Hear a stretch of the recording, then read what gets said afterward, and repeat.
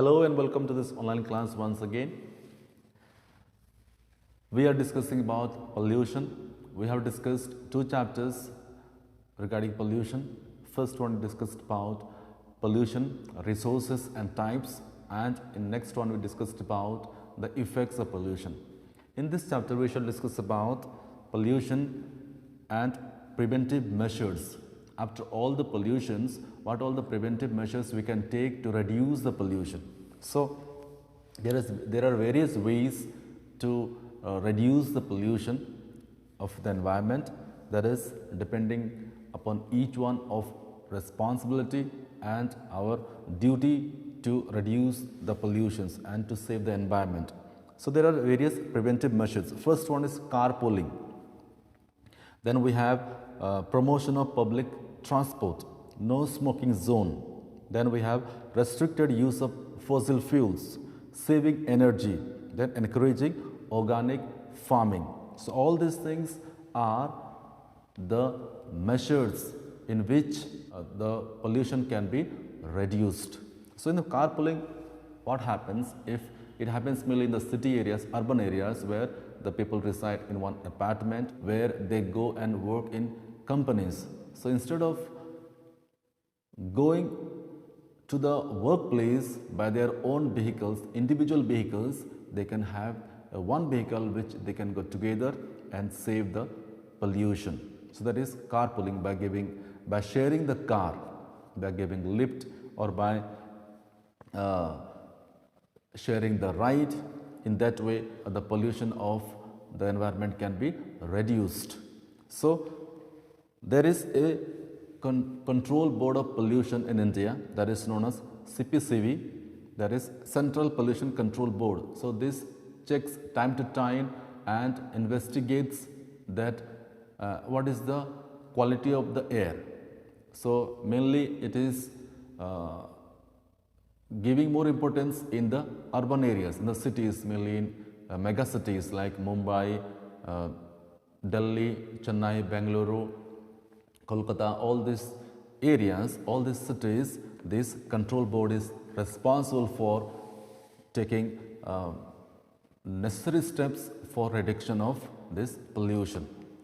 So there are a few functions which the board follows. The first one is it gives advice to the central government in what way the pollution can be reduced. Then in second way it plans out and it implements the program and to control and to prevent of the air pollutions. Then it gives technical assistance and guidance to State Pollution Control Board. It gives different technical assistance as well as carry out and sponsor investigations and research related to prevention, control and abatement of air pollutions. So it collects a sample and studies about the quality of air.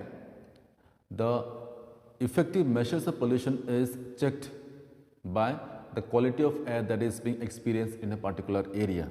So they study and they give proper informations and they work out for reduction of pollutions. In carpooling, what happens?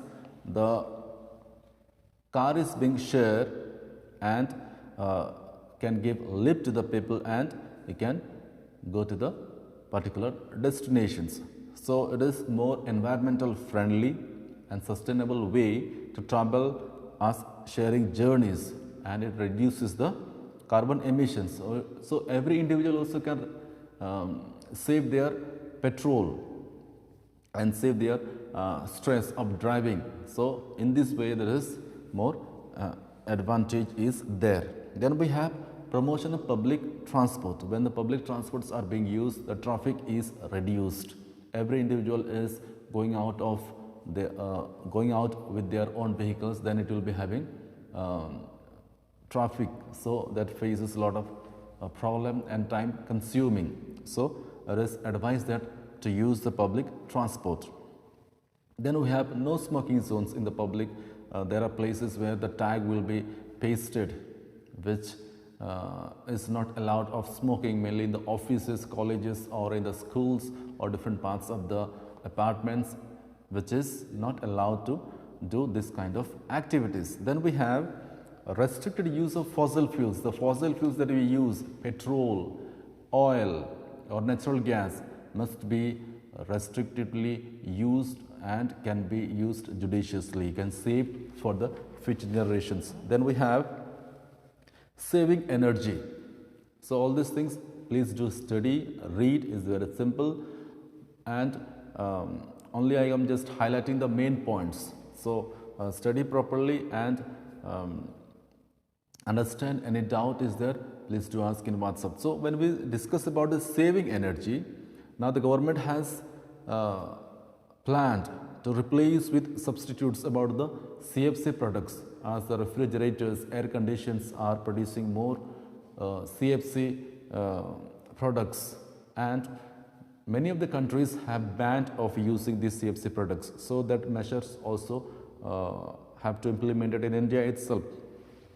So you can see many countries have already taken the step and banned the usage of CFC products.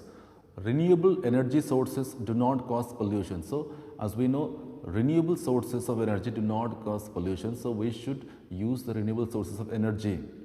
The non-renewable sources like fossil fuels causes pollutions. So we should restrict using those fuels. Like renewable sources of energy like wind energy and solar energy is available in abundance. So this type of energy should be implemented and used. Then we have National Environmental Engineering Research Institute, that is NEERI. So this is regarding the monitoring of air quality in different cities, mega cities by CPCU, that is Control Board of Pollution, mainly in Delhi, Nagpur, Chennai, Mumbai, Kolkata and Hyderabad. This board is monitoring the work program and studying about the air quality. Then we have encouragement of organic farming. We could see that the farming that is being carried out, the crops that is being grown are all chemicals and pesticides are being added, which causes a lot of pollution to all types of pollution like air pollution, water pollution, soil pollutions, and all types of pollutions are caused due to the adding of chemicals. So it is advised, and now we should encourage of having organic farming. So what all the things are beneficial of having this organic farming? You can see the key features of organic farming, that is means it protects the quality of soil, it maintains the fertility of the soil of organic farming. Then the microorganisms are getting more nutrients, which is good for the crop as well as soil. Nitrogen is available in abundance, and the nitrogen is good for the crops as well as the plants. Then weed, pest control based on crop rotations. Then biological diversity, natural predators and organic manures. All these manures are available from the organic farming. Care for the larger environment and conservations of natural habitats and wildlife. So when organic farming is encouraged, the wildlife also survives as well as the conservation of natural habitats. The plants, vegetations are healthy, they survive in better way. So please do study once again and go through the text.